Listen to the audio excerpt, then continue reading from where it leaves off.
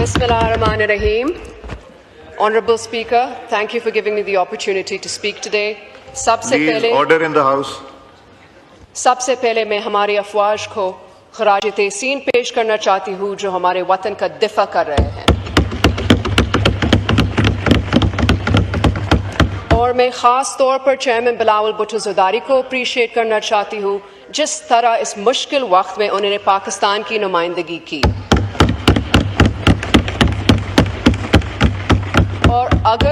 और अगर कभी दोबारा मुश्किल हालात आए तो पाकिस्तान की हर औरत मर्द बुजुर्ग और नौजवान इस वतन के दिफा के लिए लड़ेगा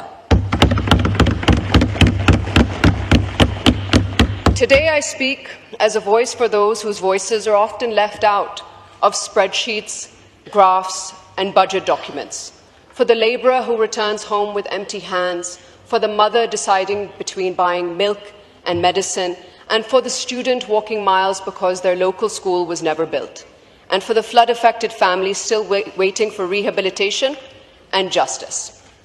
Mr. Speaker, budgets are not merely fiscal instruments. They are political documents. They reflect choices, they reflect priorities, and they reveal who we as a state choose to serve. Last year I said that Pakistan deserves better. Today I say it again with more urgency. Pakistan deserves a budget that is progressive, people-centric and protective of the most vulnerable in our society. Let us be honest. Economic growth means little if it does not translate into dignity for our people. GDP numbers mean little when 40% of our children are stunted and over 20 million remain out of school. Foreign reserves mean little. Foreign reserves mean little if our people cannot afford dal and roti. This is not the time for austerity to be imposed on the poor while luxuries remain for the privileged. This is the time for compassionate government, for redistributive justice, and for a break from the cycle that punishes the working class and rewards the elite. Mr. Speaker, we must invest in our human development. Education is not a luxury but a human right.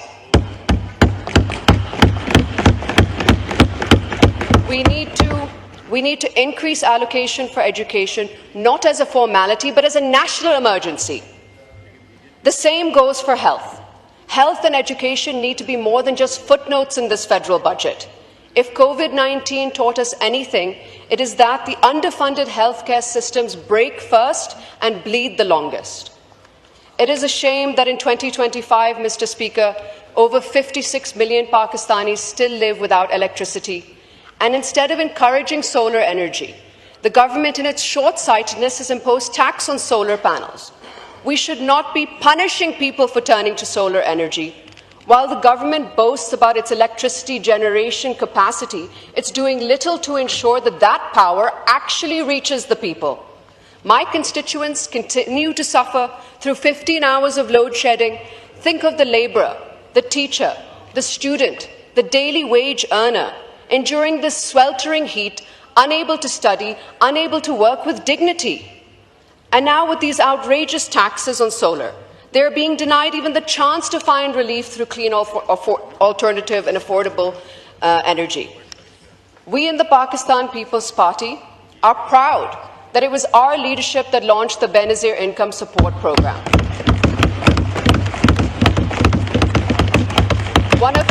One of the largest social protection programs in South Asia.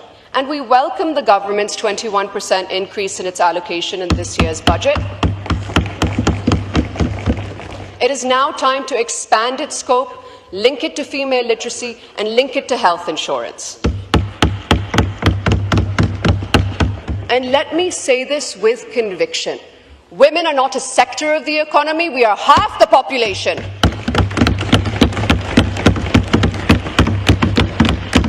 No economic plan can succeed if women remain excluded from opportunity, leadership and policy making.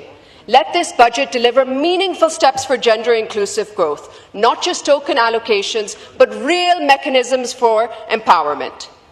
Mr. Speaker, any federal budget that fails to allocate sufficient resources to disaster preparedness, for clean energy, water conservation and agricultural adaptation is simply irresponsible.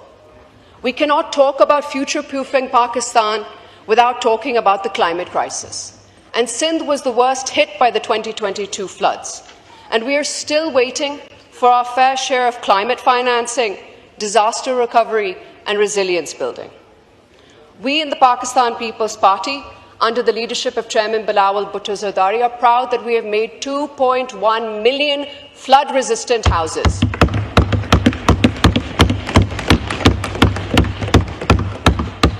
No other party or province can claim the same.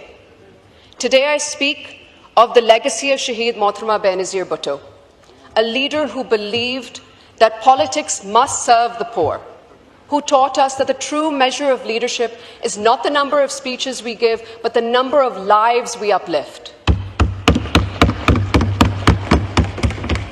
I urge this House, let this budget not be another missed opportunity. Let it not be another document that pleases the IMF while ignoring the soul of our people. Let it answer the cries of the flood-affected, the jobless graduate, the underpaid teacher, the small farmer and the widow receiving 12,000 rupees from BISP. Let this be a pro-people, pro-federation and pro-women's budget.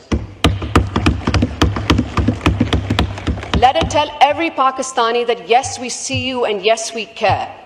In closing, I want to echo with what Shaheed Prime Minister Zulfikar Ali Bhutto once said, that there are two kinds of politics, the politics of power and the politics of service. We choose the politics of service. Let that be our choice again. Thank you, Mr.